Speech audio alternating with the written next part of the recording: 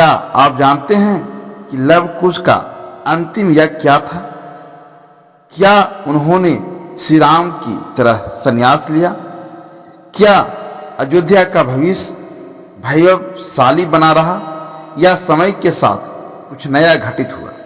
आइए जानते हैं इस महागाथा के अगले अध्याय में। राज को शक्तिशाली बनाने के बाद लव और कुश ने एक आखिरी महान संकल्प लिया, सर्व धर्म संभाव का युग स्थापित करना।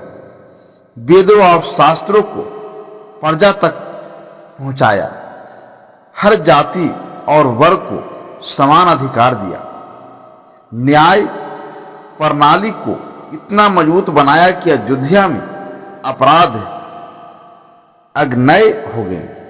राज को आत्मनिर्भर बनाया ताकि कोई भी अकाल या संकट राज को प्रभावित न करे।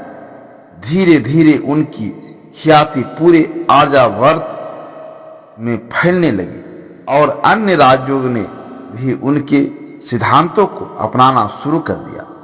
जब लव और कुश वृद्धावस्था में पहुंचे तब उन्होंने सोचा कि जब राज को एक योग्य उत्तराधिकारी के हाथों सौंपकर संन्यास लेना चाहिए। लव ने एक और अश्वमेध यज्ञ करने की इच्छा जताई ताकि राज को और अधिक शक्तिशाली बनाया जाए। कुश ने सुझाव दिया कि अब यज्ञ की नहीं बल्कि तपस्या की आवश्यकता है। दोनों भाइयों में इस विषय पर गहन चर्चा हुई और अंततः उन्होंने संन्यास लेने का निर्णय किया। राजा बनने के बाद लव और कुश ने कई वर्ष राज्य का संचालन किया, लेकिन अंत में उन्होंने अपने पुत्रों को सत्ता सौंपने का निर्णय लिया। लव ने अपने पुत्र ब्रह्मदत्त को अयोध्या का राजा बनाया। कुश ने अपने पुत्र सतनी को उत्तर कौशल का राजा बनाया। इसके बाद लव और कुश दोनों ने हिमालय की ओर प्रस्थान किया और गंगा तट पर तपस्या में लीन हो गए। लव और कुश के बाद उनके वंशजों ने कई पीढ़ियों तक राज किया। धीरे धीरे अयोध्या में नए विचार आने लगे और समय के साथ महाभारत युग का आगमन हुआ। अयोध्या का शासन चंद्रवंशियों और यदुवंशियों के संपर्क में आया। महाभारत काल में अयोध्या की स्थिति एक बार फिर बदल गई।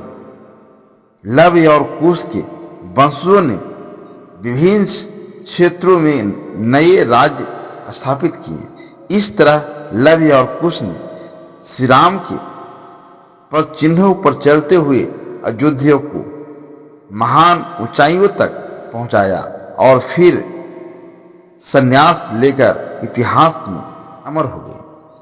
क्या लव कुश के वंशजों ने भी उतनी ही वीरता दिखाई?